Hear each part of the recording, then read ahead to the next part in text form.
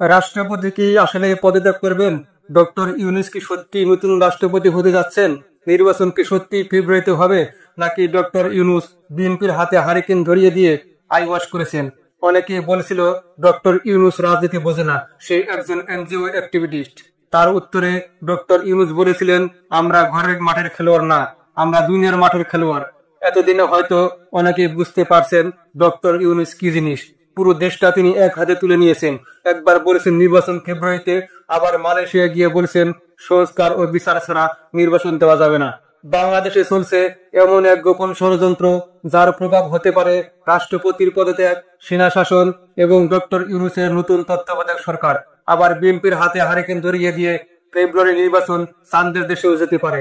70টা দেশে থাকা রাষ্ট্রদূত, রাষ্ট্রপতির ছবি নামানো, শিরীন শারমিনের জটিলতা, সব মিলিয়ে বাংলাদেশে চলছে এমন এক ষড়যন্ত্র, যা দেশের রাজনীতিতে বিস্ফোরণ হতে যাচ্ছে। আমি আজ যা বলছি তা হয়তো কোনো সংবাদপত্র বা নিউজ চ্যানেল কখনো প্রকাশ করবে না।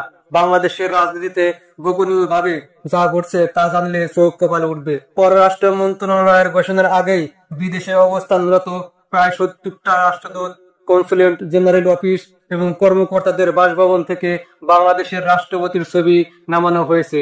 এটা ভালো ইঙ্গিত নয়। যদি সত্যি এটি ঘটে থাকে, তাহলে রাষ্ট্রপতিকে পদত্যাগ করতে বাধ্য করা হতে পারে। এই গুঞ্জন যদি সত্য হয়, এর মানে ডক্টর ইউনূসের ফেব্রুয়ারির নির্বাচনের ঘোষণা জাস্ট একটি আইওয়ার্ড ছিল। যদি এই গুজব সত্য হয়, তাহলে দেশের বর্তমান রাজনৈতিক পরিস্থিতি আরো জটিল হয়ে যাবে। তখন তত্ত্বাবধায়ক সরকার গঠন করতে হবে এবং ডক্টর ইউনূসকে রাষ্ট্রপতি ঘোষণা করতে হতে পারে।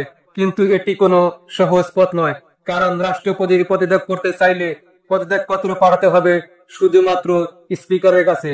এদিকে জাতীয় সংসদের স্পিকার আওয়ামী লীগ নেত্রী শিরীন শারমিন পদত্যাগ করেছেন গত বছরের 2 সেপ্টেম্বর। এখন সবচেয়ে বড় টুইস্ট হলো, সংবিধানের ৭৪ অনুচ্ছেদ অনুযায়ী স্পিকার পদ শূন্য হলেও নতুন সংসদ গঠিত না হওয়া পর্যন্ত অথবা নতুন স্পিকার নিয়োগ না হওয়া পর্যন্ত তিনি কার্যভার বহাল থাকেন। অর্থাৎ যদিও স্পিকার শিরীন শারমিন গত বছর 2 সেপ্টেম্বর পদত্যাগ করেছেন, তবু রাষ্ট্রপতি পদত্যাগ করতে চাইলে শিরীন শারমিনের কাছেই পদত্যাগপত্র দিতে হবে।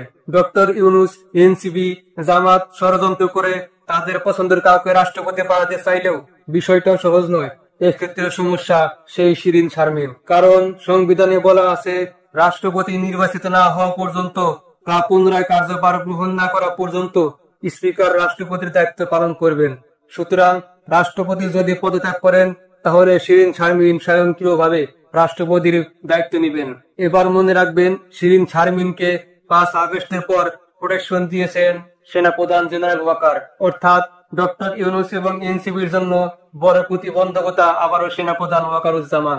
অতীতের মতো এবারও অন্তর্বর্তী সরকার গঠনের সময় যেমন সুপ্রিম কোর্টের আপিল বিভাগের বিশেষ সাজেশন নেওয়া হয়েছিল, ঠিক তেমনি কিছু নাটকীয় পদক্ষেপ নেওয়া হতে পারে। প্রধান বিচারপতির কাছে রাষ্ট্রপতির শপথ বা পদত্যাগের রিট ইতিমধ্যেই উচ্চ আদালতে চলছে। ডক্টর ইউনূস যদি আবারও কোনো ওভার স্মার্ট পদক্ষেপ নেন, তাহলে সেনা শাসন সক্রিয় হতে পারে। কিন্তু গুরুত্বপূর্ণ বিষয় এই যে, এই গেমে সেনাপ্রধান ওয়াকারুজ্জামান থাকবেন না। তবে সবকিছু বাস্তবে দেখতে হলে আরো কয়েকটা দিন অপেক্ষা করতে হবে।